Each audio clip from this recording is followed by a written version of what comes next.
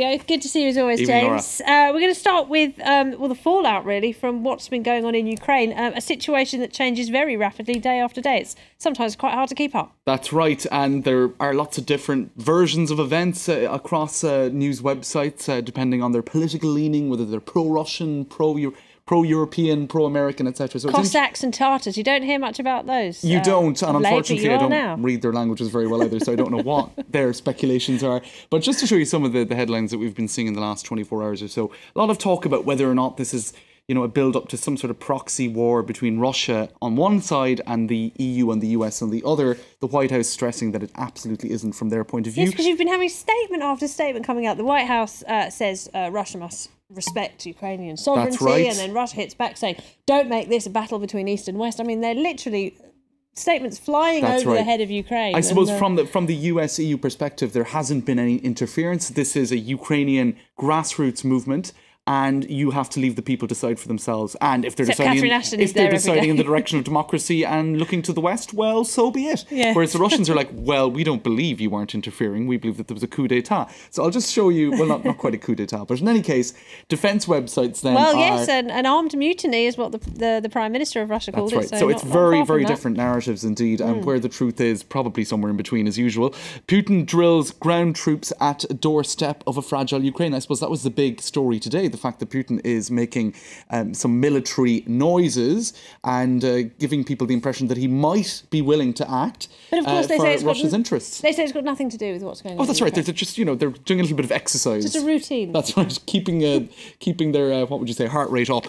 Now, Carolyn Forrest, writing in the French edition of the Huffington Post, she's got some interesting takes on it. She's like, look, after the revolutions in Tunisia and in Egypt, where Ben Ali and Mubarak were overthrown, they're always the naysayers saying, oh, it's going to, the Islamic fundamentalists are going to take over in these Arabic countries, the neo-Nazis are going to take over in Ukraine. Can we not take a moment to be happy about the departure of these dictators? So that's her point of view. And she's also going on to criticise Russian propaganda, saying, look, do you really think the US has the resources to fund thousands and tens and thousands of demonstrators for 3 months in central Kiev? Does the EU really have much of an interest in taking another bailout and another extra debt? So that's her point of view, and it makes a lot of sense. But the Russians are not the only ones saying, look, maybe there was some degree of Washington or think tank and the Americans interference. say this is way down their list of foreign policy priorities anyway. That's right. And there's a couple of websites in the West that are picking up on that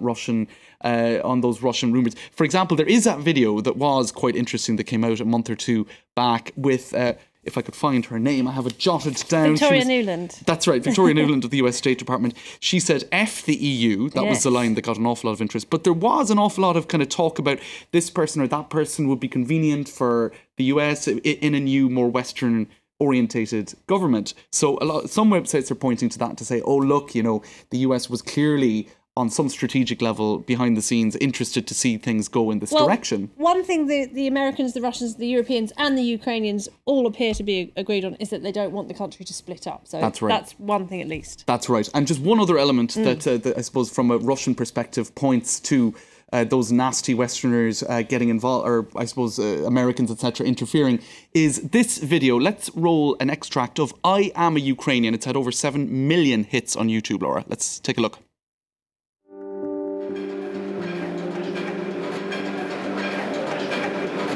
The Ukrainian, the native of Kiev, and now I am on Maidan.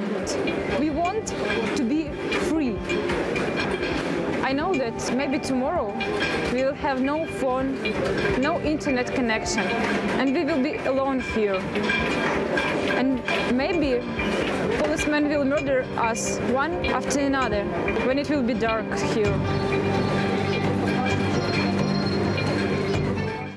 So that video got an awful lot of attention, Laura, and indeed it did really tap into the sense that people were in the centre of Kiev and they were fighting for their rights and democracy, etc. Except it does appear that it was partly funded by a US, the National Endowment for Democracy.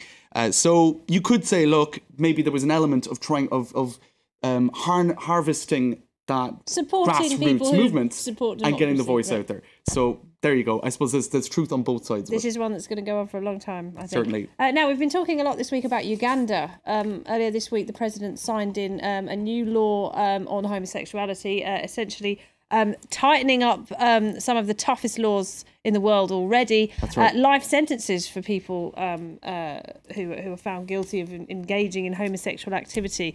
And now there's another ban. Miniskirts. Who would have known, right? So we've heard about the anti-gay ban, the anti-pornography bill, which has a provision for indecent dressing. So no miniskirts, girls, and no low-cut tops, right? Really? Isn't that extraordinary? So there was a demonstration today in central Kampala, and you can see here photographs of women demonstrating in short trousers and miniskirts, as you do if you're banning or if you're protesting such a ban. It's pretty hot in Uganda anyway, isn't it? That's right, but that's it. You see, these are countries that are. Why is it always the countries that are hottest that make women dress up the most? I don't know. I think that's really unfair. And in any case, a lot of people talking about that and saying that it's just sad. That protest was clamped down on in central Kampala. Just a couple of details. Sounds like the president just wants to rule out everything he can think of at the moment. This is it. He's in a bit of a banning mode. Now, it is interesting to look at the fact that one of the main leaders of the opposition in Uganda, a man by the name of Kizza Besigye, and there'll be more of this in African news a little later.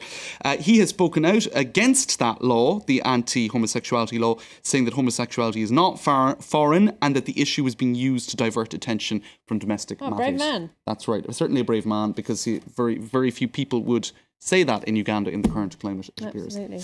All right, James, thank you very much. Laura. Thanks. Now it's time for Focus, and genetically modified crops